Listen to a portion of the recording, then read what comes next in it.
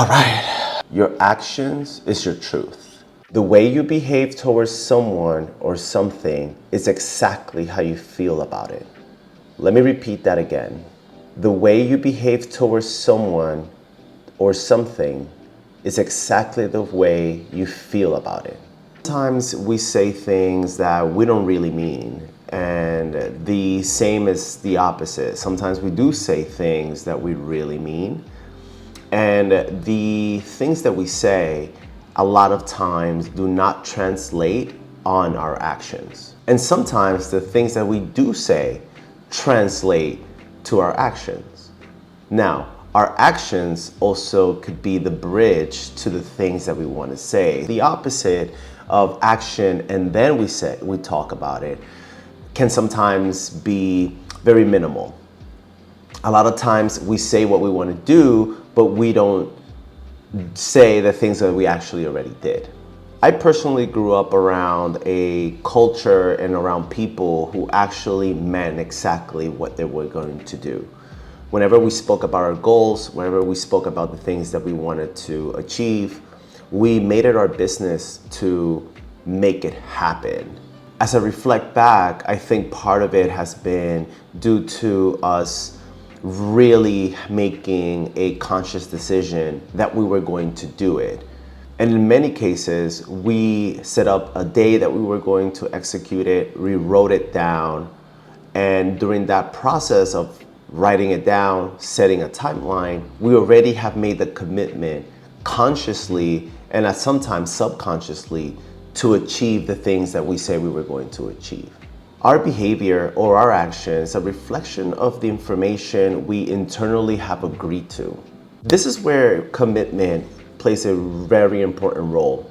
You have to be committed to take the steps for you to achieve what you set yourself up to achieve.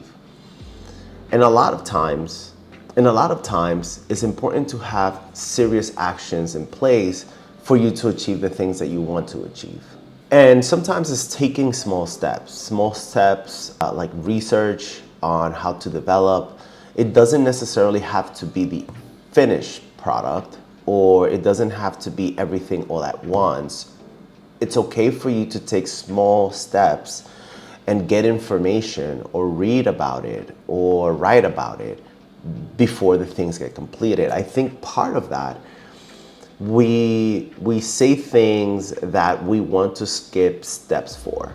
In recent years, I have noticed that so many people want to do X, they want to do Y, they want to do things that other people are doing. And I think that's part of the reason why they don't end up doing the things that they set up themselves to do. Because a lot of their goals, a lot of their achievements, a lot of the things that they want to accomplish does not come from a place of it does not come from an internal place. It comes from a place of referencing someone else's goal. I think it's okay to take a step back and say, what is my goal? What do I want to do? And does this goal align to who I am? Because the moment that you internally have a understanding of your skills, of what you want to learn, of your capabilities, the process of achieving the goal becomes much, much easier. A lot of times we're so used to skipping steps, especially now with technology. We're so used to skipping steps that I think that we could take a step back first and do not skip the step of self.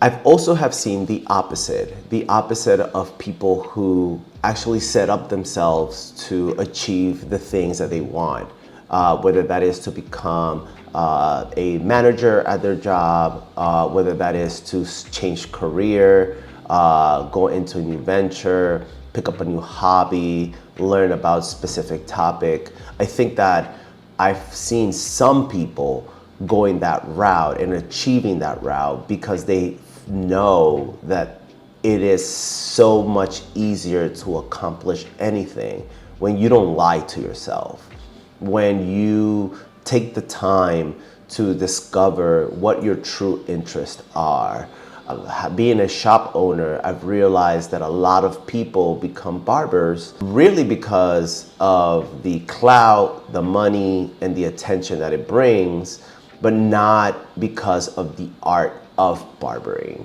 Same thing with entrepreneurship. A lot of people go into business simply because of the things that it gives you.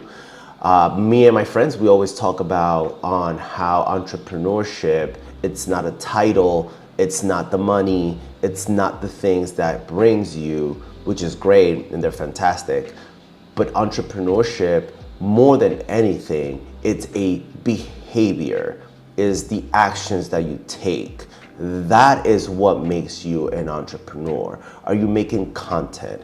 Are you supporting your team? Are you going through your finances? Are you showing up to your work? Are you sending the email? Are you making those phone calls? Are you closing those deals? Are you actually in communication? Are you building a community?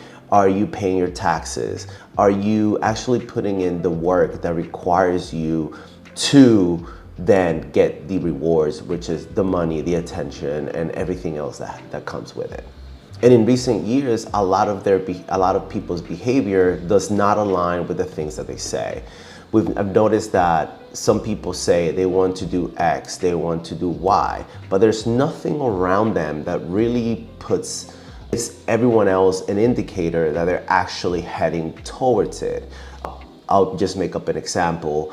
If you want to become a photographer and you want to really work towards being respected as a photographer, then I am going to assume that at least once a week for a few hours, you are out there looking to scout locations. You're once a week reading about lighting composition.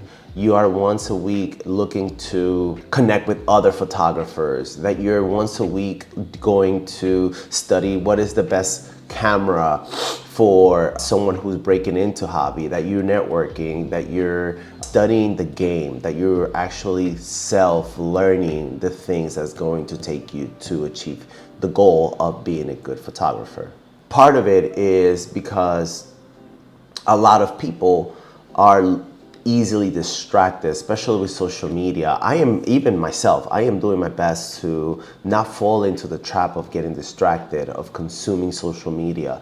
Because 98% of the time, to be frank with you, the things I consume do not help me achieve the things that I want to achieve. This is why I'm creating this video, because these are the things that is going to help me achieve my goals. Consuming distractions does not help me, but creating the art, creating the content helps me achieve the goal that most align with me. My behavior needs to be aligned with the things that I do, with the plans that I have, the vision that I have.